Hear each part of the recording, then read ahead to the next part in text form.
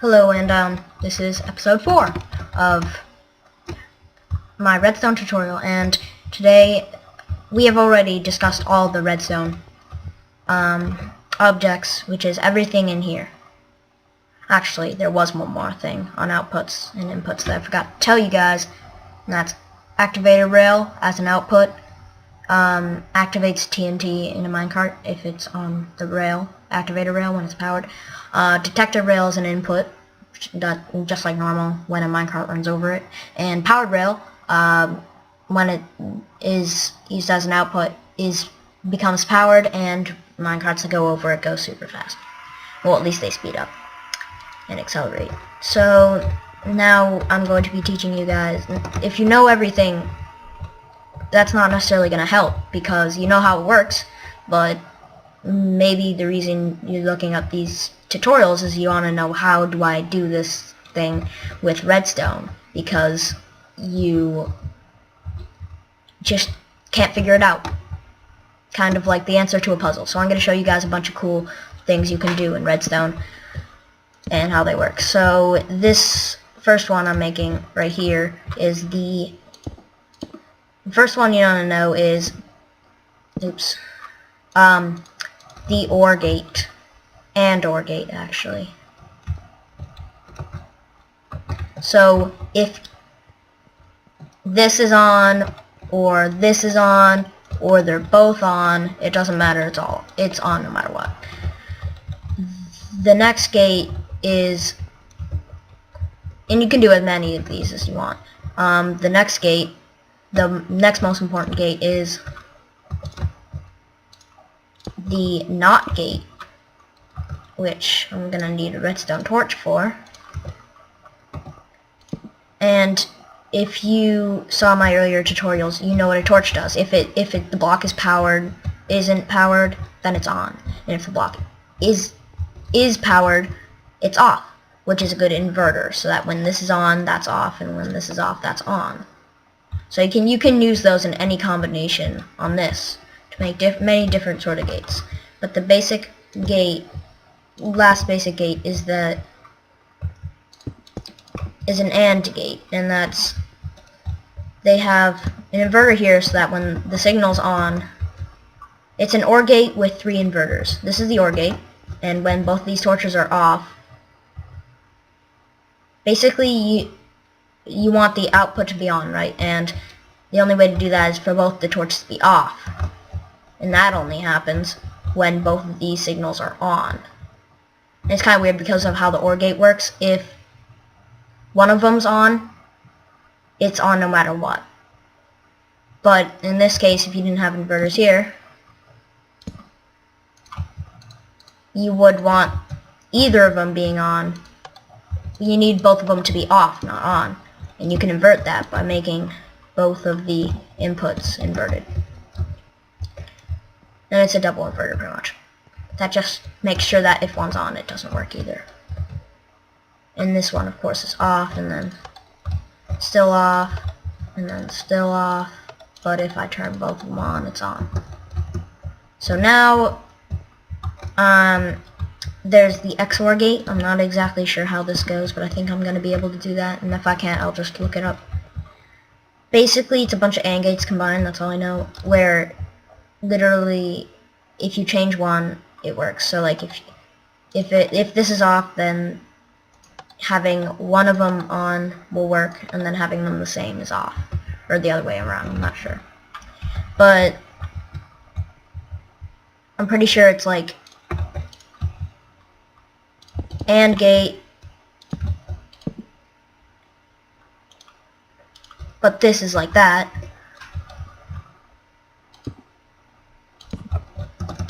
So that,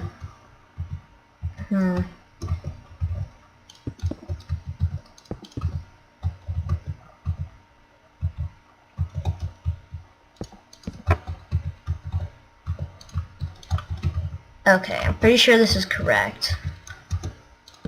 So just go with me here. So what you want is for,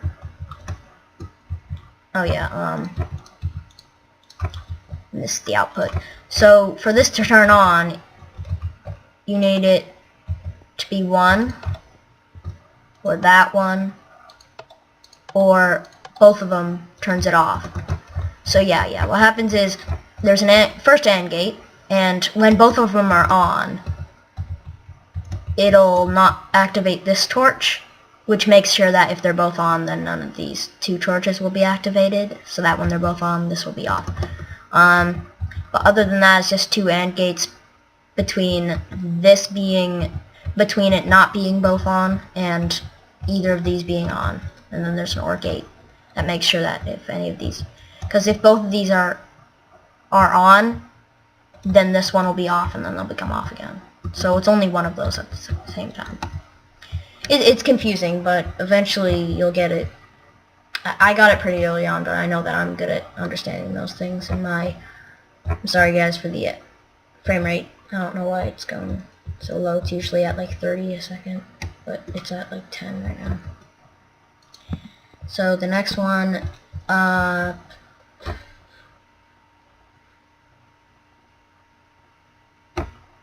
okay, the next one I'm going to do is the latch. There are many types of latches that people used to do, and I'm going to show you some examples, but there's a really simple one that you can do now. Old ones involved lots of like pistons, shoving a block, and then having a torch underneath it so that when the block's over that torch, then this redstone line will go by so that when you press a button, it'll do that, whatever. And then but now there's a new feature where you don't need that.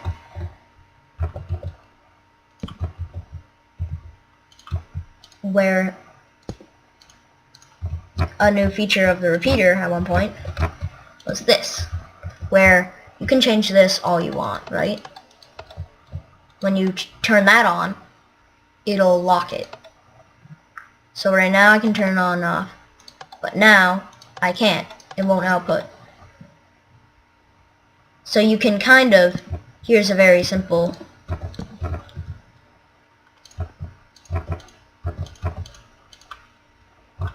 latch system where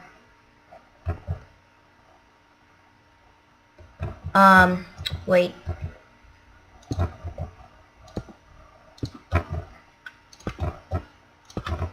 So, oh yeah guys, also ignoring the repeaters and redstone behind it, this is pretty much a data bit where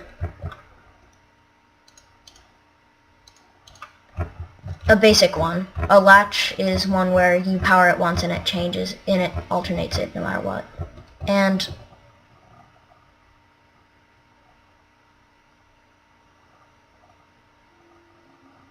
yeah, so what happens is right now it's on there and you can use either of these. So like let's say this is on, so you'll have redstone go over there doing something. When this gets powered, what it does is it turns that torch off, which means this torch turns on, which powers that, keeping that torch from going off even if there isn't anything there. But what this thing is, when it's on, it'll power this in the lock so it'll be constantly on, so you can't change that.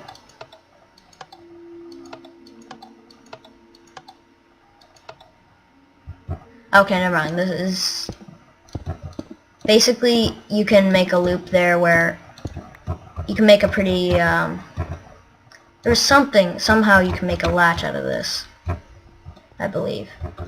But I know just doing this, oh yeah, that's what it was. When you turned it off, nothing would happen until you have, I don't know how you would do this, but you have to like turn that off somehow. But yeah, then it only activates once because it's locked. But if you break one of the redstone, it's off again. Yeah, so that's latches. What else? There's trying to think of something. I think that's it. Well, at least for now, that'll be it. Yeah. And those are a bunch of gates you can use. They're logic gates, and you can use them to pretty much determine what. And guys, also, if you want, like with the AND gate or whatever, at any time you can just do this, which means this one has to be off and that one has to be on. You can do that so that you can have any combination of off and on between a bunch of inputs to have your desired output. And if you want it to be off when those two are on, but on no matter what, then you can just do that. Instead of having to put an inverter after an AND gate, it's simpler to do that. So that if this is on, it's on. If they're both on, it's on. Or if this one, they're both off, it's on. And if it's the other way around, it's still on. So yeah, guys, that's gates. It's not all the gates, of course. There's many different ways to build many different gates, and you can look up. There's tons of redstone tutorials online to look up different kinds that maybe are more compact or fit better in different spaces, like a one wide AND gate I've seen. And yeah, you can go check those out if you have any like space restrictions, but otherwise you have everything you need to know about gates, and then this can bring you very far if you're making some sort of redstone minigame or adventure map. This will help you a lot. You already know everything you need to know, and of course if new redstone items come out in updates, I'll have things for them, and I'll create new episodes if I find something cool that I want to show you guys about redstone. So yeah, guys, thanks. This has been Redstone episode 4, gates, and I'll see you guys later.